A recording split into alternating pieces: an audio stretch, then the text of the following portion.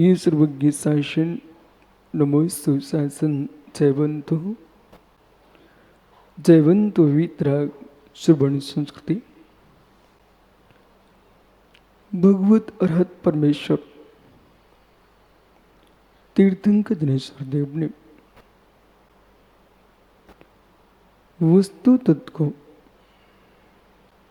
विश्व धरा को प्रदान किया है। सत्य को समझना, सत्य को समझाना और सत्य रूप में समझाना ये आत्मा की दुर्लभ साधना है। एक त्याग तपस्या रूप साधना, एक सत्य का जीवन जीने की साधना, ये बहुत प्रचंड साधना है। ऐसे जगत में लोग मिल जाएंगे मुमुक्षु जो तपस्या की साधना करना जानते हैं पर सत्य की साधना नहीं जानते। तपस्या की साधना से लोग को प्रभावित करके छलने वाले छलिया देश में बहुत हुए। तपस्या की साधना से लोग को प्रभावित करने वाले छलने वाले छलिया लोक में बहुत हुए, लेकिन तपस्या के साथ सत्य की साधना करने वाले वीतरागी श्रमण बिरले मिले। भगवत परमेश्वर अरहत जिनेश्वर देव ने इस बात को कितनी गंभीरता से कह दिया। ज्ञानियों, आज का जो गाथा सूत्र है वो सबके विश्व की आंखें खोलने वाला है। जो ये कहते कि मैं सत्य हूं, जो ये कहते हैं मेरा ग्रंथ सत्य है, जो ये कहते हैं कि जो मैं कहता हूं वही सत्य है। हे मित्र, सत्य इतना छोटा कहां है? सत्य इतना छोटा कहां है? और आप अपने जीवन को ही तो पूर्ण बोल नहीं पाते हो, दुनिया का जीवन क्या बोलोगे? जितना आप अपने जीवन के बारे में जानते हो, मेरा प्रश्न है आप लोगों से, जितना आप अपने जीवन के बारे में जानते हो उतना क्या आप अपने जीवन के बारे में बोलना जानते हो? जितना आप सुखी जीवन के बारे में जानते हो, जितना तुम जानते हो उतना धारणा में रख पाते हो क्या? कल प्रातः से लेकर के आज प्रातः तक, कल के 9:30 बजे से आज के 9:30 तक आप कितना सोच चुके हो, कितना विचार कर सको, कितने लोगों के बारे में तुमने अच्छा सोचा है और कितने लोगों के बारे में आपने बुरा सोचा है, ये आप बता पा सकते हो क्या? जब आप अपने बारे में नहीं बता पा रहे हो, स्वयं की बात कर रहा हूं, स्वयं की बात कर रहा हूं। कल प्रातः 9:30 बजे से 9:30 से आज प्रातः 9:30 तक आपने जो जो विचार किया है, कितने लोगों के प्रति तुम्हारा राग वर्षा है और कितने लोगों के प्रति तुम्हारा द्वेष वर्षा है। इस बारिश में मेरे मित्र, ये तो लोक में आज जो देश में मध्य प्रदेश में केरल आदि में बहुत बारिश हो रही, बहुत बारिश हो रही, तो पुल नदियां पूर्व पर चढ़ी हुई हैं मेरे मित्र, वो तो उतर जाएंगी। परंतु तुम ये बताओ, तुम्हारे मस्तिष्क में किसी के द्वेष की नदी चढ़ी है, किसी में राग की नदी चढ़ी है, इसका पूर्व कब उतारोगे? सुब्रत सागर जी, पुल के पुल टूट चुके हैं, हजारों लोग लाखों लोग बेघर हो चुके हैं, कई लोगों की मौतें हो चुकी हैं बारिश की नदी के बाढ़ में। पर विश्वास रखना, पुल टूटे पुनः बन जाएंगे, मृतक लोग जन्म ले लेंगे, मृतक लोग जन्म ले लेंगे, लेकिन जो नदी ऊपर चढ़ी उफान पर पुलों को पार कर रही है, वो नदी भी निमग्ना नीचे उतर आएगी। परंतु इच्छाओं की, वासनाओं की, कामनाओं की जो सरताएं पूर्ले पर चढ़ी हुई है, बाढ़ आ रही है, इनको उतारने की तुम्हारे पास क्या साधन है? इनको कैसे उतारेंगे आप? और इनको उतारने के लिए विचार तुम्हारे मस्तिष्क में आ रहा कि नहीं आ रहा है? और 24 घंटे में आप कितना सोच चुके हो, इस बात को बताने की क्षमता रखते हो क्या? और सत्य बताना क्या बता दोगे? सत्य बताना, सुबह से शाम तक सोनू तुमने कितना सोचा है, वो किस किस के बारे में सोचा है? मित्र, आपके मस्तिष्क में जितने विचार उत्पन्न हुए हैं, वो सारे के सारे विचार क्या आप बताने की क्षमता रखते हो? नहीं बता पाओगे। क्या नहीं बता पाओगे? बताने के पहले 50 बार सोचना पड़ेगा कि जो मेरा चेहरा लोग जानते हैं वो पुनः पहचानेंगे कि नहीं पहचानेंगे। नहीं पहचान पाएंगे, विश्वास मानो नहीं पहचान पाएंगे। जब ये जीव इस बात की धारणा बना के बैठ चुका है कि मेरा जीवन सत्य है, मेरा जीवन सत्य है, मेरा जीवन सत्य है, तो आपका जीवन जो सत्य है वो विकृत सत्य है, असाधु रूप सत्य है कि साधु रूप सत्य है? तुरंत भेद करो। कोई पुरुष कहता मेरा जीवन सत्य है, तो तेरा जीवन जो सत्य है वो जीवन विकार रूप सत्य है कि अविकार रूप सत्य है? जितना तुम लोग को सुनाते हो, 10-5 मिनट के अच्छे कामों की बातें दिन भर सुनाते हो, 10-5 मिनट के अच्छे कार्यों की बातें सोनू भैया जगत दिन भर सुनाता है। इतना ही नहीं, फोनों पर सुनाएगा, मोबाइलों पर सुनाएगा, जहां मौका मिलेगा वहां सुना देगा, उसको चैन नहीं पड़ती। एक सज्जन तो मेरे पास आए, 2 मिनट पहले एक बात उन्होंने बताई और फिर थोड़े कदम चले, और जब तक मैं सोच से लौट कर आता आपके द्वारे तक पहुंचा तब तक उसने 5 बार सुना दी। फिर मंदिर के गेट तक आए, मैं गिनता रहा, उसने 15 बार सुना दी एक ही बात को। मात्र इतनी सी बात थी, गुरु जी हम सोनागिरी जी की वंदना करके आए।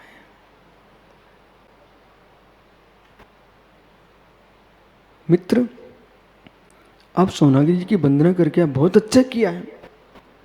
सोनागिरी की वंदना करके उतर आना सरल है, अपने भावों की विशुद्धि की वंदना करके आओ।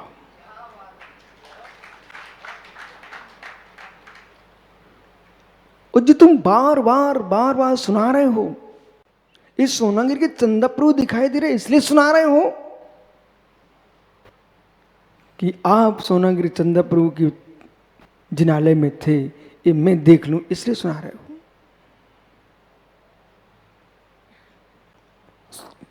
भगवान चंदा प्रभु स्वामी के दर्शन करके आ जाना फिर भी सरल है, फिर भी सरल है, लेकिन अपने भीतर विराजते शांत प्रणामों की वंदना करना दुर्लभ है। बेही जीव दुर्लभ है, बेही जीव दुर्लभ है।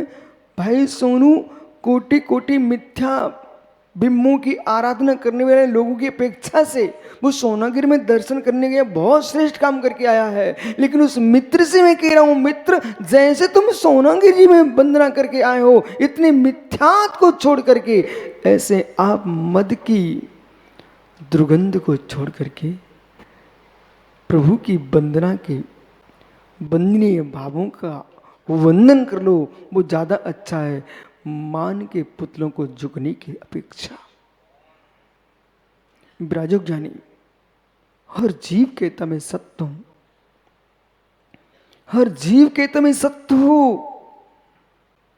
पर मैं भी कह रहा हूं तू सत्य है, मैं भी कह रहा हूं तू सत्य है, सेठी सत्य है, मैं भी कह रहा हूं तू सत्य है, लेकिन मित्र वो सत्य द्वैतभूत है। यदि किसी के धन हरण के परिणाम आ रहे हैं तो वो भी सत्य कहना सीखो। किसी को दान देने के परिणाम आ रहे हैं, वो भी सत्य कहना सीखो। साकेत, यदि जीव दान देता है उसको तो 1000 लोगों को सुनाने की क्षमता रखता है, लेकिन मंदिर की गोलक से ताल फंसा करके कितने नोट निकाल के लाया है, इस बात की भी कहने की हिम्मत रखो। श्री जिनालय में आपने 100 रुपए डाल दिए गोलक में, इसको कहने की क्षमता तुम रखते हो। तो जिनालय के अंदर से मेरे मित्र, जिनालय के अंदर से मेरे मित्र बैठ करके झांकते समय भगवान के दर्शन करने के साथ साथ कितने लोगों के चेहरे देखे थे, इस बात को कहने की शक्ति लाओ।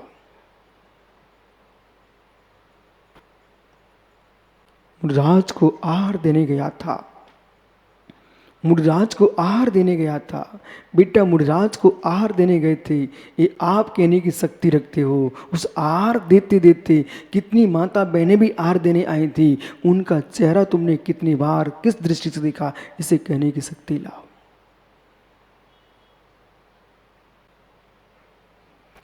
तीर्थंकर भगवान के पंचकड़ा गजरत महोत्सव में आप गए थे, भगवान की पंचकड़ा पूजा कर रहे थे, नंदीश्वर की पूजा कर रहे थे, पर्युषण में तुम भगवान की भक्ति कर रहे थे, उपवास कर रहे थे, ये सब स्वीकार है। आप कह रहे मैं सत्य जीवन जी रहा था, पर ये भी तो बताओ इस बीच में कितने लोगों के चेहरे तुमने किस रूप में देखे? क्या नहीं देखे? सेठी ज्ञानी नहीं देखे क्या? किसी ने देखे हैं? भैया भैया आज सबको समझ में आ जाएगा हम कितना सत्य कहना जानते हैं, कितना सत्य कहना जानते हैं। जब लोभ के साय सताती जीव को, लोभ के साय प्रेरित करती जीव को, तो मालूम मंदिर की जमीन को भी अपने घर की जमीन कहने की ताकत रखते लोग, धर्मशालाओं के ऊपर भी अधिकार करने की ताकत रखते लोग। ये तो छोटी बात है, तीर्थ भूमियों को भी अपने पिताजी की संपत्ति कहने की ताकत रखते लोग।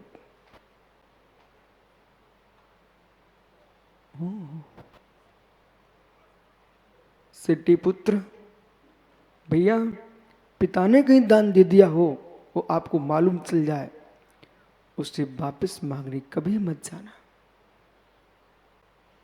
पिता के दिए दान को जो पुत्र भोगने की इच्छा रखता है, पिता के दिए दान को जो पुत्र भोगने की इच्छा रखता है, भैया अब शास्त्र की बात तो बताना ही पड़ेगी ना आपको मुझे।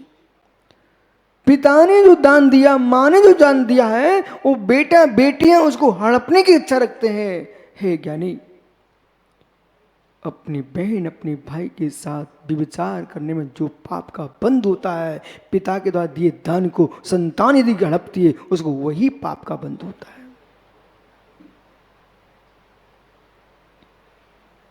समय बदल जाए, मित्र गरीबी की रोटियां खा लेना, पानी में डुबो के रोटी खा लेना, लेकिन दिए दान को कभी मांगने की बात मत करना।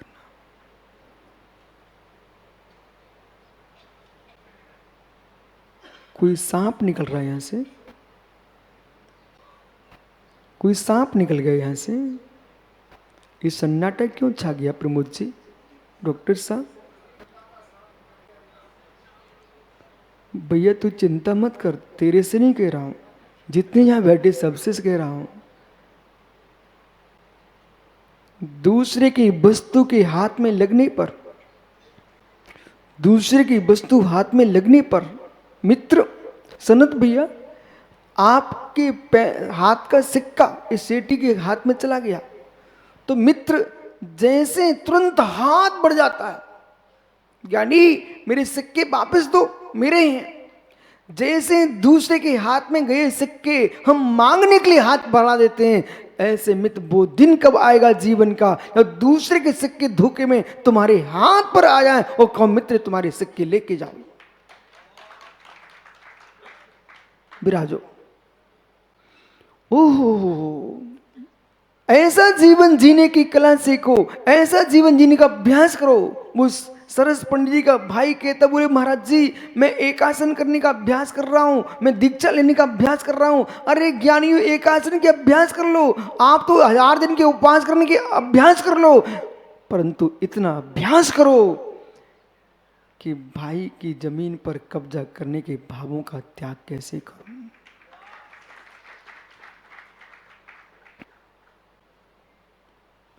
हिस्सा बांट में बिल्कुल भी 1 चम्मच भी ज्यादा नहीं लूंगा। नमन, हिस्सा बांट में 1 चम्मच भी अधिक नहीं लूंगा। ऐसी प्रतिज्ञा जिसने ली है वही श्रेष्ठ श्रावक है। जिसने ये निर्णय किया हो कि जो मेरे भाग्य में होगा, जो मेरे भाग्य में होगा उसे कोई बांट नहीं सकता है, वो भाग्य में नहीं है तो दूसरे का बांटा हुआ मैं रख नहीं सकता, नहीं तो नायक के घर में पहुंच जाएगा। जितनी वकील हैं, जज हैं, पुलिस है, उनके तो घर भरेंगे ऐसे द्रव्य से। संजय बराबर, संजय बराबर जजों का, वकीलों का कौन सी खेती करने जाते वो? जो खेती करने जाते हैं वे ही आपस में झगड़ते हैं, तो उनके द्वारा जो झगड़ा करके वो आपके पास आ जाता है। बराबर है कि नहीं है? बस आप तो खूब सबके न्याय करो, अच्छी वकालत करो, लेकिन साथ में इतना जरूर बोल दिया करो, मित्र मित्र आपने इसलिए कमाया था कि हम जैसे काले कोट वाले को दे देना। पर संजय परम सत्य है, जितने लोग यहाँ कमा रहे हैं, जो यहाँ नहीं है वो भी जो कमा रहे हैं, जिसका द्रव्य जिसके लिए नियत लिखा है ना, वो उनकी कमाई उनके हाथ में जाएगी। तो चिंता बिल्कुल मत करना, बिल्कुल भी चिंता नहीं करना है। मैं तो यहाँ बैठा हूँ, मुझे मालूम है कि पता नहीं कौन से वर्ष, कौन से नगर में, कौन से प्रांत में, किस दिन किसी घर में मेरे आहार होना है, ये भगवान के ज्ञान में झलक रहा है। ये सत्य है कि नहीं? सत्य है। तो ऐसे ज्ञानी तुम भी निर्णय करो कि जो पैसा तो मैंने कमाया ही नहीं है। लोग ऐसे देख के चले जाते, बोले क्यों? ये पूर्व के ऋणी लोग हैं, इनने कमा कमा कर पारस पापड़ीवाल जी जो रख लिया था ना, वे सब दे के चले जाते हैं। इसलिए बालक बेटा कभी पिताजी से हिस्सा मत मांगना। तू इतनी प्रतिज्ञा कर ले, भूखिन नहीं मरेगा, पक्का मान। भूखिन मरे तो मेरे पास आ जाना, मैं तुझे महाराज बना के रख लूंगा।